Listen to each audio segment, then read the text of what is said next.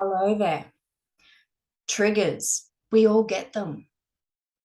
Now, most of our lives, we've thought of triggers as just a pain, something that gets in the way, something that we have to just react to and then forget about and get on with life, something that we just push down and soldier on.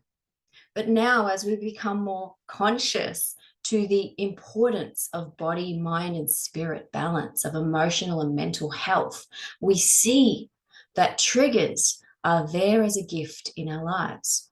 Now, if you're not up to that point yet in your conscious development, then you can start to think about it now. Triggers, I like to think of as a gift that we've been given wrapped in really disgusting, ugly paper. But once you take that paper off, it's revealed that there is a chance for you to grow, heal, transform, and become a better version of yourself. So I often have clients who come to me initially because they just want to get triggers out of their life. They want to stop reacting and stop these cycles of patterns that are disempowering in their lives.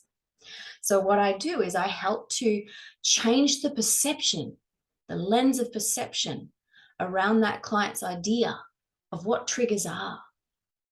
So triggers are really, if you like, just a program running where we've decided and labeled something as bad and we react according to a set of predefined emotional, energetic releases without our sovereign will or control or empowerment in the process. So it's all very automatic.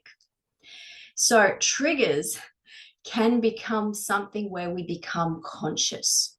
So rather than reacting, we begin to learn to respond to these moments where our buttons are pressed by something or someone in our day-to-day experience.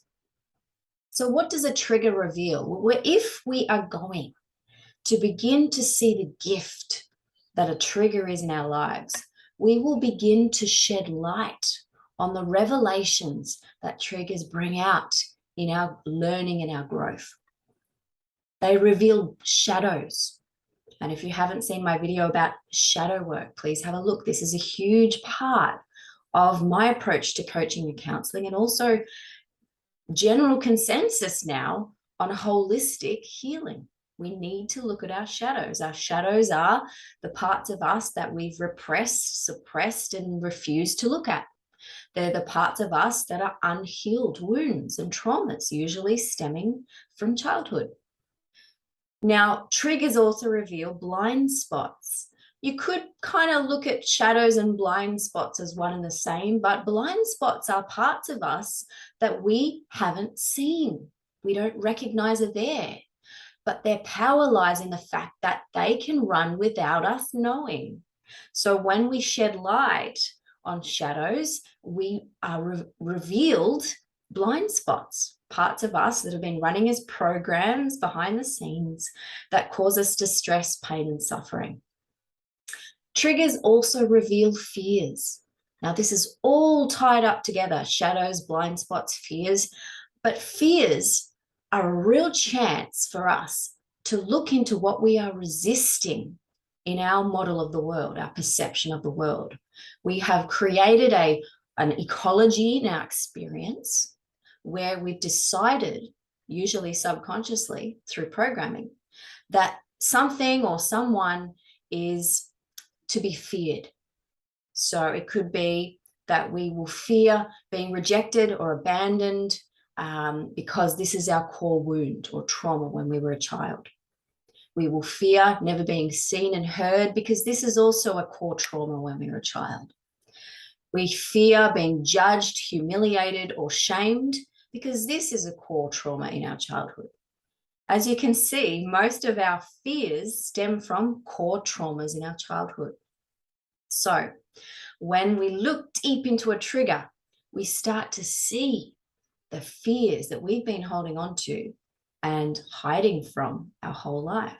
And this gives us a chance to look at what we are resisting. Now, what we realize is what resists will persist.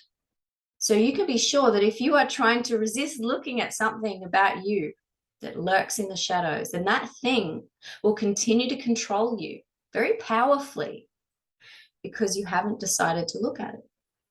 And because you are resisting actually shedding light on it. So it persists. There is some wonderful work we can do very quickly and very effortlessly when we have the courage to bravely look at what we are resisting in our life.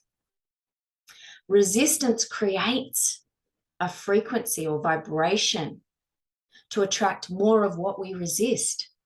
Hence why what persists in our lives. So it's really important that you use triggers to look in and find out what are you resisting in your life, because that's creating a vibration, a core vibration as to what will dictate your experience and your reality from day to day. You get what you are vibrating in your life experience. You don't get what you want, you get what you are. The very vibration or frequency that you are emitting in your day-to-day experience. So why do we want to eliminate triggers? Well, they create your experience, as I've just said. They create a frequency in your life. So if you're constantly resisting looking at triggers, looking at abandonment, looking at humiliation, looking at shame, looking at fear, looking at anger, if you continue to resist looking at these things, then they will continue to create the same experience and cycles of suffering in your life, round and round and round. What is the definition of insanity? Doing the same thing every day, but expecting a different result. So this is one of the reasons why we should eliminate triggers. We should look at them to get rid of them. They create your experience and they create that contrast in this human life, that duality. Now we know that duality, when you experience duality, you experience pain and suffering. So that's why we want to get to a place of the heart space where there is no duality. When we move from overthinking down to feeling, we begin to move out of duality into the heart space. We begin to move out of the constant need to experience contrast, the extremes of everything, the good and the bad, the dark and the light, the hot and the cold. We begin to stop having to swing that pendulum back and forth, causing us much distress and cycles of suffering. So that's a very good reason why we should look at our fears, at our triggers. They keep you from flow. They will hold you back from that flow that we all can access in increasing amounts in our life as we begin to recognize who we really are, an eternal consciousness, a pure awareness. We begin to slow down that need for duality in our life, that need for constant back and forth extremes, and go into flow. Flow is, and I've certainly made videos about this topic, flow is really, at its essence, the experience of bliss, where you lose track of time and space. I'm sure you can think of moments in your life where you have just been in total flow, in that alpha theta brainwave state, joy and relaxation. There's no anxiety in this state. There's no depression in this state, because anxiety and depression rely on the concept of past and future.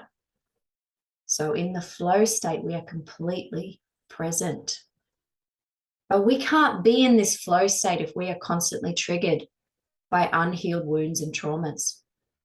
We need to look at them so we stop resisting them and they stop creating the same frequency round and round. So how do we work on triggers? Well, this is the core work I do in my sessions with clients. And you can do it too. You don't have to do all of this with a facilitator, but it does help if you're beginning your journey. But ultimately, I'm here to tell you, you have all the innate tools and strength and wisdom and intelligence and guidance and intuition accessible to you to do this as a healing journey in your own life. You don't have to reach out externally for any of this if it doesn't feel like that's in alignment for you. However, there are many people out there who want to help you to work on triggers. to eliminate them in your experience so that you can have that true ability to choose what you truly want to do with free will and sovereignty outside of your programming, which are triggers. It requires courage. I've said this before, courage comes from the heart. Heart. Courage means stepping out of how you've always been, up in the head, stepping out of that analysis paralysis, learning to let go and surrender, to move down into the heart. This takes huge amounts of courage, but it's worth it. It's really worth it. It takes an awareness, an ability to be ready to become more conscious in your life. You need to become more conscious of your behavior, your thoughts, words, and deeds from moment to moment in your day. And this requires becoming more conscious. So you have to move into this level of value or priority in your life to be able to do change work and remove these triggers in your experience. It takes being able to identify and recognize the feelings or emotions, energy and motion within you, within your body and mind. That also takes conscious awareness. So you need to be getting good at identifying your feelings, recognizing what is sadness. What am I feeling right now? Is it guilt, frustration, anger, sadness, or many other different range of emotions we all have as a human within the human experience? It means accepting that you have an emotional body. You're not a physical body. You are a multidimensional being. An emotional body is part of that experience right now. So accepting the full range of emotions are part of your experience. Learning to identify them just to help you in resolving them, in recognizing them, in acknowledging them, in validating them, and in releasing them in the process. Because when we look at them, they're no longer blind spots and they cannot continue to persist because we shed light on them, we observe them, they change form. So we need to be good and get good at identifying our feelings. So I would highly recommend shadow work. This is essentially what I've just mentioned now. Shadow work, if you want to remove triggers in your life, have the courage to go and look at those feelings and identify them. The ones that have been trying to come up all this time, the ones that you push down and repress because you have judged them as bad or inappropriate. Time to let go of those limiting and disempowering thoughts. The feelings are here to aid you. They can work with you or they can work against you as blind spots and fears that you refuse to look at.